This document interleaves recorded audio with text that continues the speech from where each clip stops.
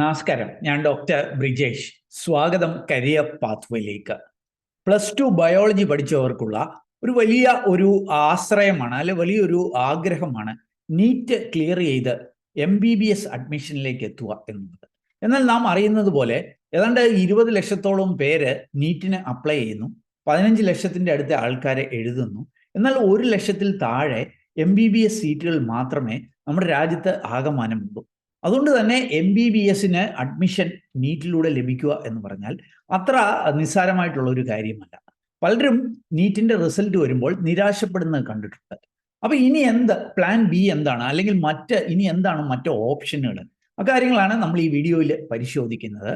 നീറ്റിന്റെ സ്കോറിൽ കൂടി തന്നെ ലഭ്യമാകുന്ന മറ്റ് അവസരങ്ങൾ, അതല്ലെങ്കിൽ തന്നെ നീറ്റിന് വെളിയിൽ ബയോളജി പഠിച്ചവർക്ക്, +2 ബയോളജി പഠിച്ചവർക്ക് ലഭ്യമാകുന്ന മറ്റ് അവസരങ്ങൾ. ഇനി അതല്ല, നീറ്റിനെ വീണ്ടും റിപ്പീറ്റ് ചെയ്യണോ, സൂപ്പർ റിപ്പീറ്റ് ചെയ്യണോ, കാര്യങ്ങളൊക്കെയാണ് നമ്മൾ ഈ വീഡിയോയിൽ പരിശോധിക്കുന്നത്.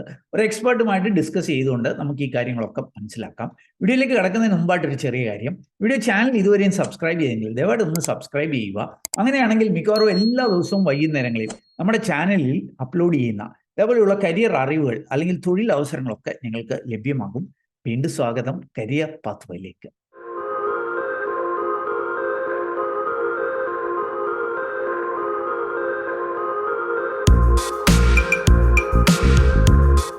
അപ്പൊ നമുക്ക് ഈ നീറ്റ് ഇത് കിട്ടിയില്ലെങ്കിൽ ഇനി എന്തൊക്കെയായിരിക്കും പ്ലാൻ ബി അല്ലെങ്കിൽ പ്ലാൻ സി, ഈ കാര്യങ്ങളൊക്കെയാണ് നമ്മൾ ഇന്നത്തെ വീഡിയോയിൽ മനസ്സിലാക്കുന്നത്. അപ്പൊ നമുക്ക് ഈ കരിയർ മേഖലയിൽ തന്നെയുള്ള ഒരു എക്സ്പേർട്ടിൽ നിന്ന് ഈ കാര്യങ്ങളൊക്കെ നമുക്ക് മനസ്സിലാക്കാം. മുൻപും നമ്മുടെ വീഡിയോയിലൊക്കെ ജോയിൻ ചെയ്ത ഒരു വ്യക്തിയാണ് ഡോക്ടർ ഐസക് തോമസ്. അദ്ദേഹം ഈ കരിയർ ഗൈഡൻസ് മേഖലയിൽ തന്നെ PhD എടുത്ത ഒരു വ്യക്തിയാണ്. അപ്പം sir, welcome to career pathway. Thank you sir. Yes. അപ്പൊ സാറേ, എനിക്ക് അറിയേണ്ട ചില കാര്യങ്ങൾ. ഒന്ന്, ഇപ്പം നീറ്റ് എക്സാമിനേഷനിൽ അത്ര നന്നായിട്ട് പെർഫോം ചെയ്യാൻ കഴിഞ്ഞില്ല എന്നുണ്ടെങ്കിൽ പലരും റിപ്പീറ്റ് ചെയ്യുന്നതായിട്ട് കാണുന്നുണ്ട്, അതല്ലെങ്കിൽ ചിലർ സൂപ്പർ റിപ്പീറ്റ് ചെയ്യുന്നതായിട്ട് കാണുന്നുണ്ട്. അത് എങ്ങനെയായിരിക്കും സാറിന്റെ അഭിപ്രായം? അത് എന്തായിരിക്കും എന്നൊന്ന് സൂചിപ്പിക്കാം. നീറ്റ് എക്സാം എല്ലാവരും തന്നെ പ്രിപ്പയർ ചെയ്ത് അതിനായി ഒരുങ്ങുമ്പോൾ അവരുടെ മനസ്സിലെ ഏറ്റവും വലിയ സ്വപ്നം MBBS കിട്ടുകയാണ്. നമുക്കറിയാം, MBBS ഇന്ത്യയിൽ ലഭിക്കണമെങ്കിൽ ആ കുട്ടികൾക്ക് ആ എക്സാമിന്റെ റാങ്കിങ്ങിൽ ഏറ്റവും ഉയർന്ന സ്കോർ കിട്ടുക എന്നുള്ളതാണ്. അതായത് ഓൾ ഇന്ത്യ റാങ്കിൽ അവർക്ക് ഒരു മികച്ച നിലയിലോട്ട് എത്താൻ കഴിയണമെങ്കിൽ തന്നെ അവർക്ക് തീർച്ചയായിട്ടും ഒരു 600-നടുത്ത് 720 600-നടുത്ത് മാർക്ക് കിട്ടിയാൽ തന്നെ ക്വാളിഫൈഡ് ആവുകയുള്ളൂ. ഓൾ ഇന്ത്യ ക്വാളിഫൈ ചെയ്തുകൊണ്ട് കാര്യമില്ല, ഉയർന്ന റാങ്ക് തന്നെ കിട്ടണം. അതാണല്ലോ പ്രധാനം. റാങ്ക് തന്നെ കിട്ടണം. അപ്പൊ ആ റാങ്ക് കിട്ടുന്നില്ല എങ്കിൽ ആ റാങ്ക് കിട്ടാൻ അവരെ ഏറ്റവും കൂടുതൽ സഹായിക്കുന്നത് അതിലെ 3 സബ്ജക്ട്സിലെ ഫിസിക്സ് എന്ന സബ്ജക്ട്സ് ആണ്. ഫിസിക്സ് ആണ് ഒരു ഡിനോമിനേറ്റർ. നമ്മൾ ഈ നീറ്റ് ക്വാളിഫൈഡ് ആകാത്ത കുട്ടികളെ എടുത്ത് അനലൈസ് ചെയ്യുമ്പോൾ നമുക്കത് മനസ്സിലാവും. അപ്പൊ ആ ഫിസിക്സ് സബ്ജക്റ്റ് ഇവർക്ക് നല്ല കോമ്പിറ്റന്റ് ആണെങ്കിൽ റിപ്പീറ്റ് ചെയ്യുന്നതിൽ അത്ര അപാകതയൊന്നുമില്ല. കാരണം അവരുടെ പാഷനും അതിനുവേണ്ടിയുള്ള നല്ലൊരു പ്രിപ്പറേഷൻ നടത്തുന്ന തരത്തിലുള്ള കോച്ചിങ് സെന്ററും തിരഞ്ഞെടുത്ത് കൃത്യമായി അവരെ റിപ്പീറ്റ് ചെയ്ത് കഴിഞ്ഞാൽ അതിൽ യാതൊരു അപാകതയും നമുക്ക് പറയാനില്ല. സാറ് പറഞ്ഞ പോലെ റിപ്പീറ്റിങ്ങും റിപ്പീറ്റിങ്ങും സൂപ്പർ റിപ്പീറ്റിങ്ങും ഒക്കെ വരുന്നാലും പോലും അവരെ നമുക്ക് തെറ്റുപറ്റാനില്ല. കാരണം അവർ ലക്ഷ്യം വെച്ചിരിക്കുന്ന MBBS ആണ്. അത് കിട്ടിയേ അവരടങ്ങും. അതിനു വേണ്ടിയിട്ട് അവർക്ക് പ്രയത്നിക്കാം. പക്ഷെ അവർക്ക് ഈ ഒരു കാരണവശാലും ഈ പറഞ്ഞ ഫിസിക്സിലൊന്നും സ്കോർ എടുക്കാൻ പറ്റില്ല എന്ന് ഒരു ബോധ്യമുണ്ടെങ്കിൽ മുമ്പോട്ട് പോയാലും വലിയ കാര്യമായ ഒരു മാറ്റം വരാൻ സാധ്യത കുറവാണ്. അങ്ങനെയുള്ളവർക്ക് മറ്റു കോഴ്സുകളുടെ ഓപ്ഷൻ അറിഞ്ഞിരുന്ന് പ്ലാൻ ബിയോ സിയോ ഡിയോ ഒക്കെ നമുക്ക് പറഞ്ഞു കൊടുക്കാവുന്നതേ ഉള്ളൂ, അവരുടെ അഭിരുചിക്കനുസരിച്ച്. അപ്പോഴും എൻ്റെ ഒരു അഭിപ്രായം എന്താണെന്ന് ചോദിച്ചാല്, ഈ മുൻപ് നമുക്ക് MBBSന് വലിയ അതിനു വേണ്ടിയിട്ടുള്ള ഒരു പാഷൻ, അല്ലെ, അതിനു വേണ്ടിയിട്ടുള്ള ഒരു താല്പര്യം ആളുകൾ പ്രകടിപ്പിച്ചിരുന്നു, അല്ലെ. ചിലർക്ക് അതൊരു പ്രസ്റ്റീജ് ഇഷ്യൂ ആണ്, എന്നാൽ അത്ര അങ്ങോട്ട് പെർഫോം ചെയ്യുന്നുമില്ല. അപ്പൊ അങ്ങനെയുള്ളവരുടെ എൻ്റെ ഒരു അഭിപ്രായം എന്താണെന്ന് ചോദിച്ചാൽ, നിങ്ങൾക്ക് ഇതിലേക്കൊരു റിയൽ ഇൻട്രസ്റ്റ് നിങ്ങൾക്ക് ഉണ്ടെങ്കിൽ മാത്രം ഇതിലേക്ക് വീണ്ടും റിപ്പീറ്റും സൂപ്പർ റിപ്പീറ്റിലേക്കും ഒക്കെ പോവുക. അതല്ലെങ്കിൽ മറ്റു ഓപ്ഷനുകളെ കുറിച്ച് ചിന്തിക്കുക എന്നുള്ളതാണ്. അങ്ങനത്തെ ഓപ്ഷനുകളാണ് ഇനി നമ്മൾ ചർച്ച ചെയ്യാൻ പോകുന്നത്. നിങ്ങൾ അപ്പോൾ ഒരു കാര്യം ഓർക്കുക, നിങ്ങൾ ഒരു ഡോക്ടർ ആവുക എന്ന് പറഞ്ഞാൽ അത് ഒത്തിരി വർഷം എടുക്കുന്ന ഒരു പ്രോസസ്സാണ് അല്ലെ. നമുക്കറിയാം പഠനം തന്നെ 5-6 വർഷങ്ങളിലേക്ക് പോകും. 5-6 വർഷങ്ങൾ കഴിയുമ്പോൾ നമ്മളൊരു 2 വർഷത്തെ റിപ്പീറ്റ് എടുത്ത് കഴിയുമ്പോൾ തന്നെ 8 വർഷം നമുക്ക് നഷ്ടപ്പെടുകയാണ്. അങ്ങനെ ഒരു MBBS കിട്ടിയതുകൊണ്ടും പ്രത്യേകിച്ച് കാര്യമൊന്നുമില്ല. അടുത്ത PGയിലേക്ക് പോകണം. അവിടെയും എൻട്രൻസിന് 1 വർഷവും വീണ്ടും ആ പഠനവും ഒക്കെ ആയിട്ട് 1-2 വർഷവും ഒക്കെ സ്പെൻഡ് ചെയ്ത് ഒരു 10 കൊല്ലമൊക്കെ കഴിഞ്ഞാണ് നമ്മളൊരു ഡോക്ടർ ആകുന്നത്. അപ്പോഴും ഒരു ജൂനിയർ ഡോക്ടറെ ആകുന്നുള്ളൂ. പിന്നെ ഈ മേഖലയിൽ ഒരു എക്സ്പീരിയൻസ് ഒക്കെ ആയി കഴിഞ്ഞ് ഒന്ന് സെറ്റിലായി വരുമ്പോൾ 10-15 വർഷങ്ങൾ എടുക്കുന്നു എന്നുള്ള ഒരു വലിയ ഫാക്ട് അതും കൂടി നിങ്ങൾ കൺസിഡർ ചെയ്യണം. അങ്ങനെയുള്ളവർക്ക് അത് അങ്ങനെ പോകാൻ താല്പര്യമില്ല എന്നുണ്ടെങ്കിൽ പ്ലാൻ ബിയെ കുറിച്ച് നമുക്ക് ചിന്തിക്കാം. അപ്പോൾ പ്ലാൻ ബി എന്തൊക്കെയായിരിക്കും? അതിൽ ആദ്യം സാറ് സംസാരിക്കേണ്ടത് ഈ നീറ്റ് എക്സാമിനേഷൻ വെച്ചുകൊണ്ട് തന്നെയുള്ള പ്ലാൻ ബി എന്തൊക്കെ ഓപ്ഷൻസ് ഉണ്ട്, ആ നീറ്റിന്റെ സ്കോർ വെച്ചിട്ട് തന്നെ ഈ മെഡിക്കൽ അല്ലാതെ അല്ലെങ്കിൽ MBBS അല്ലാത്ത മറ്റു ഓപ്ഷൻസ് എന്തൊക്കെയുണ്ട്, അതൊന്ന് സൂചിപ്പിക്കാം. തീർച്ചയായിട്ടും നമ്മുടെ രാജ്യത്ത് ഈ നീറ്റ് എക്സാം ഒരുക്കുന്ന NGA വിഭാവനം ചെയ്തിരിക്കുന്ന മറ്റു പല മേഖലകളുമുണ്ട്. അലീഡ് ഫീൽഡുകൾ അടക്കമുള്ള നീറ്റ് എക്സാമിലൂടെ ലഭിക്കേണ്ട മെഡിക്കൽ ഫീൽഡായ, അതായത് MBBS എല്ലാവരുടെയും ലക്ഷ്യമാണ്. അതല്ലെങ്കിൽ ചില കുട്ടികൾ നീറ്റിന് പോകുന്നത് തന്നെ BDS എടുത്ത് ഒരു ഡെന്റിസ്ട്രിയിലേക്ക് പോകാൻ വേണ്ടിയാണ്. അങ്ങനെ അത് ലക്ഷ്യം വെച്ച് പോകുന്ന കുട്ടികളുണ്ട്. അതിനനുസരിച്ചുള്ള സ്കോർ കിട്ടിയാൽ അവരുടെ കാര്യം രക്ഷപ്പെടും. എന്നാൽ നീറ്റ് ഒരുക്കുന്നത് BDS കൂടാതെ BAMS ആയുർവേദം, അപ്പം BAMS ഉണ്ട്, BHMS ഉണ്ട്, അതേപോലെ തന്നെ ആയുർവേദ, സിദ്ധവൈദ്യം, യുനാനി അടക്കം നാച്ചുറോപ്പതിയിലൊക്കെ അവർക്ക് പോകാൻ പറ്റും. ഞാൻ സാധാരണ പറയാറുണ്ട് 8 വിധത്തിൽ ഡോക്ടർമാരാകാം അല്ലെ. MBBS കൂടാതെ വേറെയും 7 വിധമുണ്ട് എന്ന് പറയാറുണ്ട്. ഓക്കെ, അപ്പൊ അങ്ങനത്തെ MBBS, BDS, BAMS അങ്ങനെയുള്ള ഓപ്ഷൻസ്, അതല്ലാത്ത ഓപ്ഷൻസ് എന്തൊക്കെയാണ്? അതുകൂടാതെ പ്രധാനമായും കുട്ടികൾ പോകുന്നത് അഗ്രികൾച്ചറിലേക്കാണ്. അഗ്രികൾച്ചറിന് നീറ്റ് സ്കോർ വഴി അഡ്മിഷൻ നമുക്ക് സ്റ്റേറ്റ് ലെവലിൽ ലഭിക്കും. അതുകൂടാതെ നമുക്ക് ഈ പറയുന്ന പോലെ ഡയറി സയൻസിലേക്കും, അതും അലീഡ് ഫീൽഡാണ്. ഡയറി സയൻസും മികച്ച രീതിയിൽ നമുക്കറിയാം. ഈ ഡയറികളുടെ ഫാം സെന്ററുകൾ, അതേപോലെയുള്ള ഇൻസ്റ്റിറ്റ്യൂട്ടിൽ അത് മികച്ച കേന്ദ്ര ഗവൺമെന്റിന്റെ സാലറി കിട്ടാൻ വരെ സാധ്യതയുള്ള തരത്തിലേക്കുള്ള ഓപ്ഷനാണ് ആണുള്ളത്. അതോടൊപ്പം ഫോറസ്ട്രിയിലേക്ക് കുട്ടികൾക്ക് പോകാൻ പറ്റുന്നു. ഇങ്ങനെയൊക്കെയുള്ള കുറേയേറെ കോഴ്സുകൾ കുട്ടികളെ ഏറ്റവും കൂടുതൽ സ്വാധീനം ചെലുത്താറുണ്ട്. എന്നാൽ ഇപ്പോ നമ്മുടെ കേരള യൂണിവേഴ്സിറ്റിയുടെ അഗ്രികൾച്ചർ യൂണിവേഴ്സിറ്റി ഒരുക്കുന്ന ഈ ക്ലൈമാറ്റിക് ചേഞ്ചസ് ആൻഡ് അഡാപ്റ്റേഷനിൽ പോലും ഈ പറയുന്ന നീറ്റിന്റെ സ്കോർ എടുത്താണ് കുട്ടികൾക്ക് അഡ്മിഷൻ ലഭിക്കുന്നത് എന്നുള്ള കാര്യം പരിഗണിച്ചാൽ നമുക്ക് ഒട്ടനവധി കോഴ്സുകളിലേക്ക് നീറ്റ് വഴി തന്നെ പോകാൻ സാധിക്കും. ഈവൻ BSc നഴ്സിംഗ് ചില പ്രീമിയം ഇൻസ്റ്റിറ്റ്യൂഷൻസിലൊക്കെ നീറ്റിന്റെ സ്കോർ വെച്ചിട്ട് ലഭിക്കാനുള്ള സാധ്യത അങ്ങനെയാണ്. ഓക്കെ, ഇനി നീറ്റ് വിട്ടാൽ നീറ്റിന് വെളിയിലുള്ള അവസരങ്ങൾ, പ്രത്യേകിച്ച് ഈ ബയോളജി ഒരു വിഷയമായി പഠിച്ച, ബയോസയൻസ് പഠിച്ച കുട്ടികൾക്ക് നീറ്റിലെ പെർഫോമൻസ് തീർത്തും മങ്ങിയതായിരുന്നു, അല്ലെ നീറ്റ് എഴുതിയില്ല എന്ന് തന്നെ കരുതുക. അങ്ങനെയുള്ളവർക്ക് ഈ ബയോസയൻസ് പഠിച്ചവർക്ക് പോകാൻ പറ്റുന്ന മറ്റു മേഖലകൾ അതും കൂടി ഒന്ന് സൂചിപ്പിക്കാം. യെസ്, അങ്ങനെയുള്ള മേഖലകളിൽ പ്രധാനമായും നമുക്ക് അപൂർവമായിട്ട് നമ്മൾ കേട്ടിട്ടുള്ളതും അപൂർവമായി, അതായത് ഈ ന്യൂ അറൈവൽ എന്നൊക്കെ പറയുന്ന പോലെയുള്ള ഓഫ് ബീറ്റ് കോഴ്സസ് ഉണ്ട്. അതിൽ പ്രധാനമായും ഞാൻ ഈ ബയോളജി ഇഷ്ടപ്പെട്ട കുട്ടികൾ, ബയോളജിയോട് കോമ്പിറ്റൻസി ഉള്ള കുട്ടികളായിരിക്കും മിക്കവാറും മെഡിക്കൽ ഫീൽഡിലേക്ക് പോവുക. അങ്ങനെ ബയോളജി അത്രയും സൗണ്ട് നോളജ് ഉള്ള കുട്ടികൾക്ക് പോകാൻ പറ്റുന്ന നല്ലൊരു കോഴ്സ് ഉണ്ട്, മോളിക്കുലാർ മെഡിസിൻ എന്ന് പറയുന്ന ഒരു കോഴ്സ്. അതിപ്പോ വളരെ ചുരുക്കം ചില സ്ഥലത്ത് പഠിക്കാൻ പറ്റുമ്പോൾ സൗത്ത് ഇന്ത്യയിൽ തന്നെ ഏക സ്ഥലമായി നമുക്ക് കാണാൻ കഴിയുന്ന അമൃത യൂണിവേഴ്സിറ്റിയിലാണ് ഈ കോഴ്സ് ഇന്റഗ്രേറ്റഡ് ആയിട്ട് പഠിക്കാൻ പറ്റുന്നത്. BSc MSc ആണ്, എൻട്രൻസ് വേണ്ട.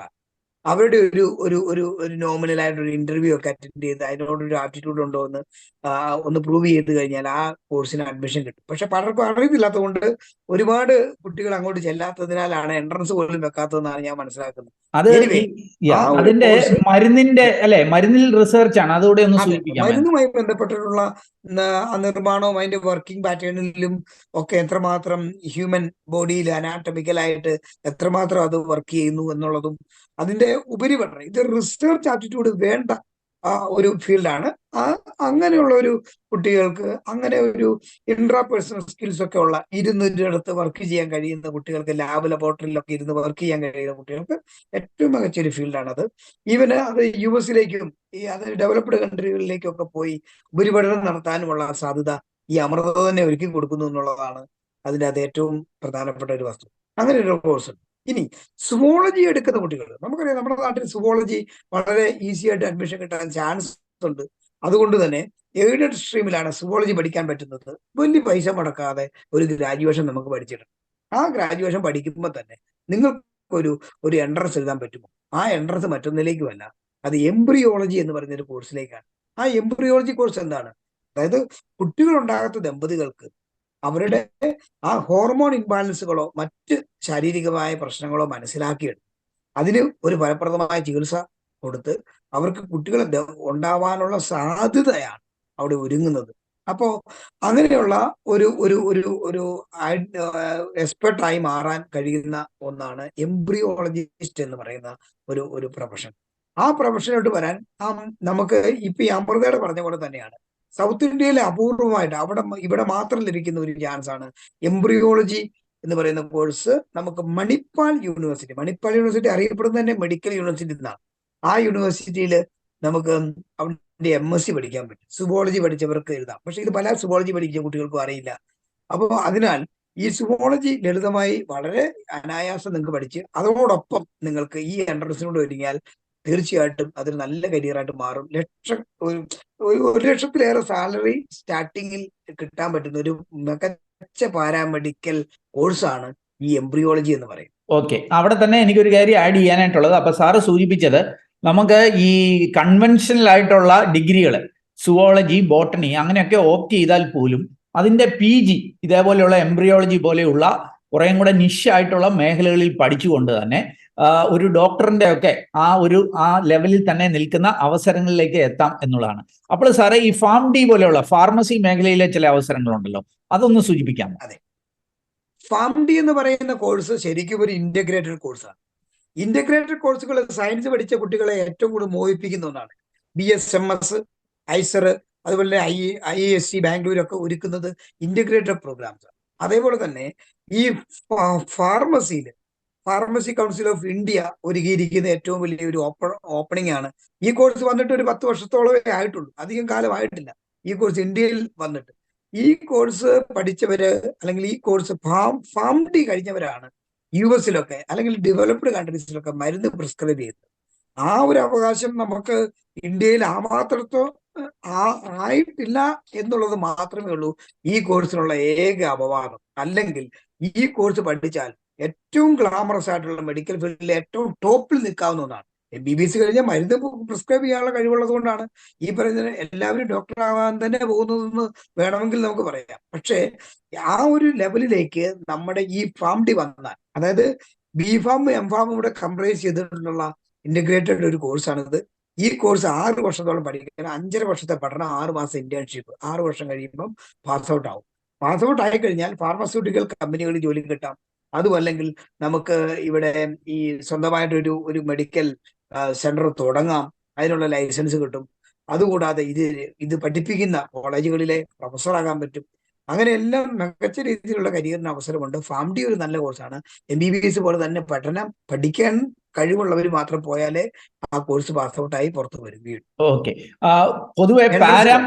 ഓക്കെ, പൊതുവെ പാരാമെഡിക്കൽ മേഖലയിലെ അവസരങ്ങളുണ്ടല്ലോ. ഉദാഹരണത്തിന് എന്താ പറയുക, ഇപ്പം നമ്മളുടെ മെഡിക്കൽ ലാബ് ടെക്നോളജി, അല്ലെ കാർഡിയോ വാസ്കുലർ ടെക്നോളജി, അല്ലെ ബ്ലഡ് ബാങ്ക് ടെക്നോളജി, അങ്ങനെ തുടങ്ങിയിട്ട് ഈ audiology, speech and language pathology, ഇങ്ങനത്തെ ഹിയറിംഗ് ഇമ്പയർഡ്സിനുള്ളവർ. അപ്പൊ അങ്ങനത്തെ ആ കോഴ്സുകളെ കുറിച്ച് എന്തെങ്കിലും ചില കാര്യങ്ങൾ കൂടി ഒന്ന് സൂചിപ്പിക്കും. അതിലിപ്പോ സാറ് അവസാനം പറഞ്ഞ കോഴ്സ് വളരെ മികച്ച രീതിയിൽ ഒരു ഡോക്ടർ ആകാൻ ആഗ്രഹിച്ച ഒരു കുട്ടിക്ക് അതിനോടൊപ്പം കടപിടിക്കുന്ന ഒന്നാണ് ഈ സ്പീച്ച് ആൻഡ് ഹിയറിംഗ് പത്തോളജി എന്ന് പറയുന്ന കോഴ്സ് പഠിച്ചാൽ. സ്പീച്ച് ആൻഡ് ഹിയറിംഗ് പത്തോളജി പഠിച്ചു കഴിഞ്ഞാൽ, BSLP പഠിച്ചു കഴിഞ്ഞാൽ ഈ കുട്ടികൾക്ക് ലഭിക്കാവുന്ന ചാൻസ് എന്ന് പറയുന്നത്, അവരുടെ പേരിന്റെ തൊട്ട് താഴെ BSLP എന്ന് എഴുതി വെച്ച് കഴിഞ്ഞാൽ ഈ ഹിയറിംഗ് അല്ലെങ്കിൽ സ്പീക്കിംഗ് ഇമ്പയർമെന്റ് ഉള്ള കുട്ടികളെ കൊണ്ട് പേരൻസ് നമ്മുടെ അടുത്ത്, നമ്മുടെ വീട്ടിൽ നമ്മൾ പ്രാക്ടീസ് ചെയ്യുന്നുണ്ടെങ്കിൽ അത് 4 വർഷത്തെ പഠിത്തം, ഒരു 6 മാസത്തെ ഇന്റേൺഷിപ്പ്, 4 വർഷം കൊണ്ട് കോഴ്സ് തീരും. കോഴ്സ് തീർന്നു കഴിഞ്ഞാൽ നമ്മൾ അതിന്റെ പ്രാക്ടീഷണറായി മാറുകയാണ്. ഇത് നിങ്ങൾ മൈസൂരിലാണെങ്കിൽ, ആയുഷിലാണ് പഠിച്ചിറങ്ങുന്നതെങ്കിൽ നിങ്ങളുടെ ചാൻസ് ഓൾ ഇന്ത്യ ലെവലിൽ ഏറ്റവും മികച്ച രീതിയിൽ നിങ്ങളുടെ കരിയർ മാറുകയാണ്. ഇനി അവിടെ കിട്ടുന്നില്ല എങ്കിൽ നിങ്ങൾക്ക് നിഷ് 25 തിരുവനന്തപുരത്ത് ഏക്കറിനകത്തിരിക്കുന്ന അല്ലേ? തിരുവനന്തപുരത്തെ ഒരു ക്യാമ്പസ് ആണ് നിഷ്. നിഷിലാണ് നിങ്ങളുടെ നാഷണൽ ഇൻസ്റ്റിറ്റ്യൂട്ട് ഓഫ് ഈ സ്പീച്ച് ആൻഡ് ഹിയറിംഗ് ഇൻസ്റ്റിറ്റ്യൂട്ട് ആണ്. അവിടെയാണ് കിട്ടിയാലും നിങ്ങൾ പിന്നെ തിരിഞ്ഞു നോക്കണ്ട. ഇതല്ലെങ്കിൽ മംഗലാപുരത്തോ ബാംഗ്ലൂരോ മൈസൂരോ ഒക്കെ പോയി പഠിച്ചിറങ്ങിയാലും ചാൻസ് ആണ്. അപ്പം ഇത് ഈ ഒരു പ്രോബ്ലം ഉള്ള കുട്ടികള് ഈ ഇങ്ങനെയുള്ളവർ വെറുതെ ഒരു ഹോസ്പിറ്റലിൽ പോയിക്കൊണ്ടേ അവരെ ചികിത്സിക്കാൻ പറ്റില്ല. ഈ ഒരു എക്സ്പെർട്ടിന്റെ അടുത്ത് കൊണ്ടാണ്. അപ്പോൾ നമുക്ക് സെൽഫ് പ്രാക്ടീസ് ചെയ്യാൻ ഡോക്ടറുടെ ഇമേജ് കിട്ടുകയും ചെയ്യുന്ന ഒരു കോഴ്സാണ് ഈ സ്പീച്ച് ആൻഡ് ഹിയറിംഗ്. കുട്ടികൾക്ക് പോകാവുന്നതാണ്. അതുകൂടാതെയാണ് സാറ് പറഞ്ഞപ്പോൾ cardio vascular technology, cath lab. അത് ക്യാത്ത് ലാബ് എന്ന് പറഞ്ഞ ഒരു 10-12 കോടി രൂപയുടെ ഇൻവെസ്റ്റ്മെന്റ് ഉള്ളതാണ്. നമുക്കിപ്പോ പറഞ്ഞ കേരളത്തില് ഏറ്റവും മികച്ച മെഡിക്കൽ കോളേജുകളിലും അതുപോലെ ഈ പ്രൈവറ്റ് മെഡിക്കൽ സെന്ററുകളിലേ ഉള്ളൂ. ഇപ്പൊ കാരിത്താസ് ഹോസ്പിറ്റൽ, കോട്ടയത്ത് കാരിത്താസ് ഹോസ്പിറ്റൽ, ഭാരത് ഹോസ്പിറ്റല്, ഇവിടെയൊക്കെ ക്യാത്ത് ലാബ് ഉണ്ട്. അപ്പൊ അങ്ങനെയുള്ള ലാബുകളില് കാർഡിയോ വാസ്കുലർ ടെക്നോളജി, നിങ്ങൾ ആ കോഴ്സ് കഴിഞ്ഞാൽ അവിടെ നിങ്ങൾക്ക് നല്ലൊരു ജോബ് ഓപ്പണിംഗ് ആണുള്ളത്. അതേപോലെ തന്നെയാണ് അങ്ങനെയുള്ള ക്യാത്ത് ലാബ് ഉണ്ടെങ്കിൽ മാത്രമേ ജോലി കിട്ടുള്ളൂ. പക്ഷെ ആ കോഴ്സ് പാരാമെഡിക്കലിലെ ഏറ്റവും സുപ്പീരിയർ ആയ കോഴ്സാണ്. അത് പെർഫ്യൂഷൻ ടെക്നോളജി എന്ന് പറയും. പെർഫ്യൂഷൻ ടെക്നോളജി കഴിഞ്ഞാൽ ഫ്ലൂയിഡ് ഇഞ്ചെക്ട് ചെയ്തുകൊണ്ടും അതുപോലെ അതിന്റെ മെഷീൻസ് ഒക്കെ ശരീരവുമായി ഹാർട്ട് ആൻഡ് ബന്ധപ്പെട്ട ലെൻസ് മെഷീനെ ടേക്ക് കെയർ ചെയ്യുന്ന അതല്ലേ കാർഡിയോ? എല്ലാ മെഷീനറിയുമായിട്ടുള്ള കണക്ഷനാണ്. കൂടാതെ ഒരു ഹാർട്ട് ട്രാൻസ്പ്ലാന്റേഷൻ നടന്നാൽ അതിന്റെ പ്രവർത്തനങ്ങളെ മുഴുവൻ ഈ ഒരു ടെക്നോളജിസ്റ്റിന്റെ സഹായത്തോടെ മാത്രമാണ് അത് വീണ്ടും അവിടെ പ്രവർത്തിച്ച് ആ ഒരു പുതുജീവൻ വരെ നൽകുന്നത്. അപ്പോഴും അതിനകത്ത് ഒരു കാര്യം എനിക്ക് ആഡ് ചെയ്യാനായിട്ടുള്ളത്, നമ്മൾ എപ്പോഴും ഓർക്കുക, ഇതേപോലെയുള്ള കാത്ത് ലാബ് ഉള്ള ഹോസ്പിറ്റലുകൾ ഇപ്പൊ കേരളം എടുത്താൽ തന്നെ വിരലെണ്ണാവുന്ന ഹോസ്പിറ്റലുകളേ ഉള്ളൂ. അപ്പൊ അത്രയും ഹോസ്പിറ്റലുകളിലെ അവസരങ്ങൾ കാണത്തുള്ളൂ. പക്ഷെ അത് പഠിച്ചിറങ്ങുന്നവരുടെ എണ്ണവും കുറവായിരിക്കും. അതുകൊണ്ട് തന്നെ കുഴപ്പമില്ല. അല്ലാതെ ഒരു വൈഡായിട്ട് ഈ മേഖലയിൽ അവസരങ്ങളില്ല. പക്ഷെ റിയൽ ഇൻട്രസ്റ്റ് കേരളത്തിലെ മാത്രമായിട്ട് ചാൻസ് കാണേണ്ടതില്ല സാർ. ഓൾ ഇന്ത്യ ലെവലിലോ അതുപോലെ ഔട്ട്സൈഡ് ഇന്ത്യ അടക്കമുള്ള ചാൻസസ് കണ്ട്, ഓപ്പർച്യൂണിറ്റി കണ്ട് ഇവർക്ക് പോകാൻ സാധിക്കുമെന്നുള്ളതാണ്. പക്ഷെ മിടുക്കരായ പെട്ടെന്ന് ക്വിക്ക് ഡിസിഷൻ എടുക്കാനുള്ള കഴിവുള്ളവരും അതുപോലെ തന്നെ നല്ല എന്താണ് ഒരു മെമ്മറി സ്കില്ലും ഒക്കെ ഉള്ളവർക്ക് മാത്രമേ ഈ പെർഫ്യൂഷൻ ടെക്നോളജി യോജിക്കത്തുള്ളൂ എന്നുള്ള കാര്യം കൂടെ ശ്രദ്ധിക്കേണ്ടതാണ്. നീറ്റിനൊക്കെ പ്രിപ്പയർ ചെയ്യുന്ന കുട്ടികൾക്ക് അതിനുള്ള കഴിവുണ്ടാവും. ശരി, ഓക്കെ. അപ്പൊ സാറ് പറഞ്ഞു വന്നത് ഈ പാരാമെഡിക്കൽ മേഖലയിൽ അവിടെ തന്നെ സെൽഫ് പ്രാക്ടീസിംഗ് ആയിട്ടുള്ള ഒരു പ്രോഗ്രാമാണ് ഫിസിയോതെറാപ്പി, BPT പോലെയുള്ളത്. അപ്പൊ അങ്ങനത്തെ ഓപ്ഷനുകളുണ്ട്. ഓക്കെ, അപ്പൊ അതവിടെ നിൽക്കട്ടെ. ഇനി എനിക്കറിയേണ്ടത് ഈ അലൈഡ് സയൻസസ് മറ്റു മേഖലകളുണ്ടല്ലോ. ഇപ്പൊ നമ്മൾ ഫോറസ്ട്രി അല്ലെങ്കിൽ ഫിഷറീസ്, ഇങ്ങനെയുള്ള മേഖലകൾ നീറ്റിന് പുറത്ത് എങ്ങനെ അഡ്മിഷൻ നേടാം? അങ്ങനെയുള്ള ചില മേഖലകൾ കൂടി ഒന്ന് സൂചിപ്പിക്കാമോ? അതെ. ഈ ഫിഷറീസിന് നമുക്ക് കുഫോസ് പോലെയുള്ള യൂണിവേഴ്സിറ്റികൾ നമ്മുടെ കേരളത്തിലുണ്ട്. ഫിഷറീസ് നമുക്ക് പഠിച്ചിറങ്ങി കഴിഞ്ഞാൽ നമുക്കറിയാം, കര പോലെ അതിലും വലിയ സമ്പന്നമാണ് കടലിന്റെ ഈ സമ്പത്തിനെ കുറിച്ച് പഠിക്കുകയും അതിനെ ശാസ്ത്രീയമായ രീതിയിൽ അനലൈസ് ചെയ്ത് ആ മേഖലയിൽ വേണ്ട ഗവേഷണപരമായ കാര്യങ്ങള്, അതുപോലെ തന്നെ അതിന്റെ ആ സമ്പത്തിനെ സംരക്ഷിക്കുന്ന ആ മേഖലയിലോട്ട് പോകാനുള്ള ഫിഷറീസ് നമുക്ക് കൊച്ചിയിൽ തന്നെ പഠിക്കാനുള്ള അവസരമുണ്ട്. അത് ആ ഒരു ഇത് നീറ്റിന്റെ സ്കോർ വഴി അല്ലാതെ തന്നെ നിങ്ങൾക്ക് അവരുടെ തന്നെ എൻട്രൻസിലൂടെ നിങ്ങൾക്ക് കിട്ടാവുന്നേ ഉള്ളൂ. സിഫ്നെറ്റിന്റെ എൻട്രൻസ് വഴി നിങ്ങൾക്ക് ലഭിക്കാനിടയുണ്ട്. അതേ കൂടാതെ നമുക്ക് ബയോടെക്നോളജി മികച്ച ഒരു മേഖലയാണ്. മികച്ച അഗ്രികൾച്ചർ ഫീൽഡിലാണ് ഇന്ന് ഏറ്റവും കൂടുതൽ അപ്ലൈ ചെയ്യപ്പെടുന്നത് എന്നുള്ളതേ ഉള്ളൂ. പക്ഷേ നമുക്കറിയാം, നമ്മൾ കഴിക്കുന്ന ഭക്ഷ്യധാന്യ വിളകളുടെ എല്ലാം ഗവേഷണ കേന്ദ്രങ്ങളിൽ ഇവർക്ക് അവസരമുണ്ട് എന്നുള്ളതാണ്. ഏതൊക്കെ വിളകൾ നമ്മൾ കഴിക്കുന്ന ഭക്ഷ്യധാന്യ വിളകളുണ്ടോ, നാണ്യവിളകളുണ്ടോ, അതിനെല്ലാം ഗവേഷകരുണ്ട്. ഇപ്പൊ ഫോർ എക്സാമ്പിൾ റബ്ബർ ടെക്നോളജി, കോട്ടയത്ത് റബ്ബർ ടെക്നോളജിയുടെ Indian institute of rubber technology ഇരിക്കുന്നത് പുതുപ്പള്ളിയിലാണ്. ഈ പുതുപ്പള്ളിയിലെ 400 ഏക്കറിനകത്തിരിക്കുന്ന വലിയൊരു മൊട്ടക്കുന്നിലെ ക്യാമ്പസിനകത്ത് പ്രവർത്തിക്കുന്ന സയന്റിസ്റ്റുകൾ ഒരു 100+ സയന്റിസ്റ്റുകളുണ്ട്. അതിലൊരു 10-20 പേരും ബയോടെക്നോളജിസ്റ്റ് ആണ്. പക്ഷെ നമ്മുടെ കുട്ടികൾക്ക് ബയോടെക്നോളജി എടുക്കാൻ അറിഞ്ഞാലല്ലേ അങ്ങനെയൊക്കെയുള്ള സ്ഥാപനങ്ങളിലെ റിസർച്ച് സെന്ററുകളിൽ എത്താൻ കഴിയുള്ളൂ. ബയോടെക്നോളജി ഒരു മികച്ചതാണ്. മൈക്രോബയോളജി എന്താണ്? മൈക്രോബയോളജി, അതേപോലെ തന്നെ പ്ലാന്റ് മൈക്രോബയോളജി ഉണ്ട്, ഇൻഡസ്ട്രി മൈക്രോബയോളജി ഉണ്ട്, മെഡിക്കൽ മൈക്രോബയോളജി ഉണ്ട്. നീറ്റ് എഴുതി കിട്ടാത്ത കുട്ടികളിൽ ഇന്ന് ഞാൻ കണ്ടുകൊണ്ടിരിക്കുന്ന കുറച്ച് വർഷങ്ങളായിട്ട് കാണുന്ന ഒരു ട്രെൻഡി ആയിട്ടുള്ള കോഴ്സ് സൈക്കോളജിയാണ്. സൈക്കോളജി എടുത്തിട്ട് ഇവർക്ക് സൈക്കോളജി BSc കഴിഞ്ഞു. ഇപ്പൊ ഇനിയുള്ള 4 വർഷത്തെ കോഴ്സ് കഴിഞ്ഞു. അത് കഴിഞ്ഞ് MSc കൂടെ കഴിഞ്ഞ് അവർക്ക് വേണമെങ്കിൽ സ്പെഷ്യലൈസേഷനിലൂടെ ഒക്കെ പോയി ഒരു MPhil കൂടെ കഴിഞ്ഞാൽ ക്ലിനിക്കൽ സൈക്കോളജിസ്റ്റ് ആയിട്ട് മാറി കഴിഞ്ഞാൽ ഒരു ഡോക്ടറുടെ അതേ ഒരു ഇമേജില് വർക്ക് ചെയ്യാൻ പറ്റും. ഇനി സൈക്കോളജിയിൽ നിന്ന് തന്നെ അവർക്ക് പോകാവുന്ന മറ്റു മേഖലകളായ ഫോറൻസിക് സൈക്കോളജി, അതുപോലെ തന്നെ ഫോറൻസിക് സയൻസ്, ഫോറൻസിക് സൈക്കോളജി, അതുപോലെ ക്രിമിനോളജി, പിന്നെ ബ്രെയിൻ സയൻസ്, ഇങ്ങനെയുള്ള മേഖലകളിലേക്കൊക്കെ സൈക്കോളജിയിലൂടെ തിരിഞ്ഞു പോയാൽ സ്പെഷ്യലൈസ് ഇൻഡസ്ട്രിയൽ സൈക്കോളജി ഉണ്ട്, അതുപോലെ എഡ്യൂക്കേഷൻ സൈക്കോളജി ഉണ്ട്, കൗൺസിലിംഗ് സൈക്കോളജി ഉണ്ട്. നോക്കണം, സൈക്കോളജി അതേപോലെ റിച്ച് ആയിട്ടുള്ള പല അതിൽ തന്നെ ആ മേഖലയിൽ തന്നെ പല സ്പെഷ്യലൈസേഷനിലേക്ക് പോകാൻ പറ്റുന്ന സാധ്യതയാണ്. ഇനി ഈ കുട്ടികൾക്ക് നമുക്കറിയാലോ, അലിയുടെ മേഖലകള് ആയിട്ട് ഇങ്ങനെ ഓരോന്നും നമ്മൾ പറയുന്നതോടൊപ്പം തന്നെ അവർക്ക് അപൂർവം ചില മേഖലകളിൽ എത്താവുന്ന തരത്തില് പോകാം. ഈ നീറ്റ് വഴി കുട്ടികൾ പോകുന്നു എന്നുള്ള ആ ഒരു ഇതിൽ മെഡിക്കൽ മാത്രമല്ലാതെ വേറിട്ട് പോകാവുന്ന എനി ഡിഗ്രി വെച്ച് പോകാവുന്ന എല്ലാത്തിലെയും ഏറ്റവും റിച്ച് ആണല്ലോ ഈ MBA പ്രോഗ്രാമുകള്. അതേപോലെ തന്നെ MSW എടുത്തുകൊണ്ട് വിദേശത്തേക്ക് പോകാൻ ഉദ്ദേശിക്കുന്നവർക്ക് MSW എടുക്കാം. ഇനി സിവിൽ സർവീസിലോട്ട് കുട്ടികൾക്ക് പോകാം. ഇതൊക്കെ എന്തുമാത്രം സാധ്യതകളാണെന്ന്. കാരണം നീറ്റിന് പ്രിപ്പയർ ചെയ്ത ഒരു കുട്ടിക്ക് സ്റ്റഡി പാറ്റേൺ കൃത്യമാണ്. ആ കുട്ടികൾക്ക് ഒരുങ്ങാൻ അവരുടെ ബ്രെയിൻ ഒന്ന് നന്നായിട്ട് അവരൊന്ന് യൂസ് ചെയ്തിട്ടുണ്ട്.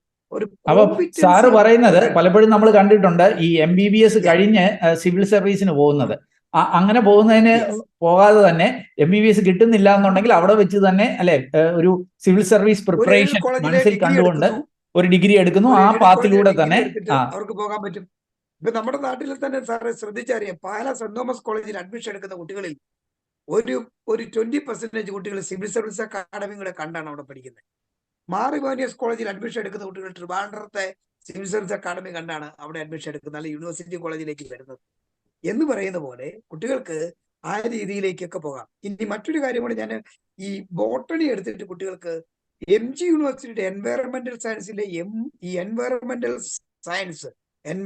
സയൻസ് ഡിപ്പാർട്ട്മെന്റിലെ MSc എൻവയറമെന്റ് എടുത്തു കഴിഞ്ഞാൽ എബ്രോഡിലുള്ള റിസർച്ച് ഇൻസ്റ്റിറ്റ്യൂട്ടുകൾ വരെ എത്താൻ പറ്റുന്നു എന്നുള്ളത് ഇവിടെ എത്ര പേർക്ക് അറിയാം. കെമിസ്ട്രി എടുത്തിട്ട് BSc കെമിസ്ട്രി എടുത്തിട്ട് നാനോ ടെക്നോളജി എടുത്തിട്ട് വരാൻ പോകുന്ന MG യൂണിവേഴ്സിറ്റിയുടെ സെൻട്രൽ ലാബൊക്കെ ഉപയോഗിച്ച് അവർക്ക് ഈ മികച്ച ഗവേഷകരായി മാറാൻ പറ്റും. വളരെ നിസ്സാരമായ ഒരു എഫേർട്ട് കൊണ്ട് അവർക്ക് കയറിപ്പോകാം. ഒരു എൻട്രൻസിനെയും പേടിക്കണം.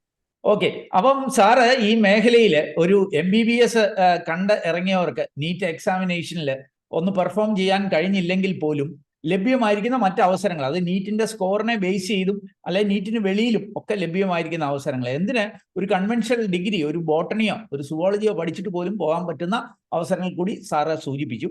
ഇത് ഒരു സൂചകമായിട്ട് മാത്രം നിങ്ങൾ കരുതുക. നിങ്ങൾ ചെയ്യേണ്ടത്, നിങ്ങൾ ഒരു ഗവേഷണം നടത്തുക, അല്ലെ, ബയോളജി പഠിച്ചവർക്ക് MBBS അല്ലാതെ ഓപ്ഷനുകളെ കുറിച്ച് ഒരു ഗവേഷണം നടത്തി മികച്ച ഇൻസ്റ്റിറ്റ്യൂട്ടുകളിൽ നല്ല കോഴ്സുകൾ, നമ്മുടെ വെല്ലൂരും ഒക്കെ എടുത്തു കഴിഞ്ഞാൽ വളരെ വിപുലമായ ഒരു ശ്രേണി തന്നെയുണ്ട് കോഴ്സുകളുടെ. അപ്പം അങ്ങനെയുള്ള കോഴ്സുകളെ കുറിച്ച് പഠിച്ച് നിങ്ങൾക്ക് താല്പര്യമുള്ള മേഖലയിൽ പോവുകയാണെങ്കിൽ ഒരു നല്ല ഡോക്ടറോടൊപ്പം തന്നെ ഒരു സ്റ്റാറ്റസ് ഒക്കെ ഉള്ള, അവരോടൊപ്പം പ്രവർത്തിക്കാൻ പറ്റുന്ന ജോലികളിലേക്ക് നിങ്ങൾക്ക് എത്താനായിട്ട് പറ്റും. അപ്പോൾ അതിനുള്ള ഒരു ശ്രമം നിങ്ങളുടെ ഭാഗത്തു നിന്ന് ഉണ്ടാകട്ടെ, അതിന് കഴിയട്ടെ എന്ന് ആശംസിക്കുന്നു. ഏതായാലും ഇത്രയും വിലപ്പെട്ട വിവരങ്ങൾ നമ്മളോട് ഷെയർ ചെയ്ത ഡോക്ടർ ഐസക് തോമസിനോടുള്ള നന്ദി കരിയർ പാത്വേയുടെ അറിയിച്ചു കൊള്ളട്ടെ. Thank you sir. ഓക്കെ, അപ്പം നിങ്ങൾക്ക് ഒരുപക്ഷെ ഒരു പ്ലാൻ ബി അല്ലെങ്കിൽ പ്ലാൻ സി, നീറ്റ് ഒഴിവാക്കിയാലുള്ള പ്ലാൻ ബി, പ്ലാൻ സി ഒക്കെ മനസ്സിലായി കാണും എന്ന് കരുതുന്നു. ഇതിലൊക്കെ നിങ്ങൾക്ക് എന്തെങ്കിലും കൂടുതൽ അറിയണമെന്നുണ്ടെങ്കിൽ ഡോക്ടർ ഐസക് തോമസുമായിട്ട് കോൺടാക്ട് ചെയ്യാം. അദ്ദേഹത്തിന്റെ കോൺടാക്ട് ഡീറ്റെയിൽസ് ഒക്കെ ഞാൻ വീഡിയോയിലും വീഡിയോ ഡിസ്ക്രിപ്ഷനും ഒക്കെ നൽകുന്നുണ്ട്. അപ്പോൾ അദ്ദേഹവുമായിട്ട് കോൺടാക്ട് ചെയ്ത് ഇക്കാര്യങ്ങളൊക്കെ നിങ്ങൾക്ക് സംശയങ്ങളൊക്കെ നിവാരണം ചെയ്യാവുന്നതാണ്. ഏതായാലും ഈ ഒരു വീഡിയോ അത് പൂർണ്ണമായിട്ട് കണ്ടതിലുള്ള നന്ദി അറിയിക്കട്ടെ. വീഡിയോ ഇഷ്ടപ്പെട്ടാൽ ഒന്ന് ലൈക്ക് ചെയ്യുക, കൂട്ടുകാർക്ക് ഉപകാരപ്രദമാണെങ്കിൽ ഷെയർ ചെയ്യാൻ മറക്കല്ലേ. വീഡിയോ ചാനൽ ഇതുവരെയും സബ്സ്ക്രൈബ് ചെയ്തില്ല, ഒന്ന് സബ്സ്ക്രൈബ് ചെയ്യുക. ഏറ്റവും ശുഭകരമായ ഒരു ഭാവി കരിയർ നേർന്നുകൊണ്ട് നിർത്തട്ടെ. നന്ദി, നമസ്കാരം.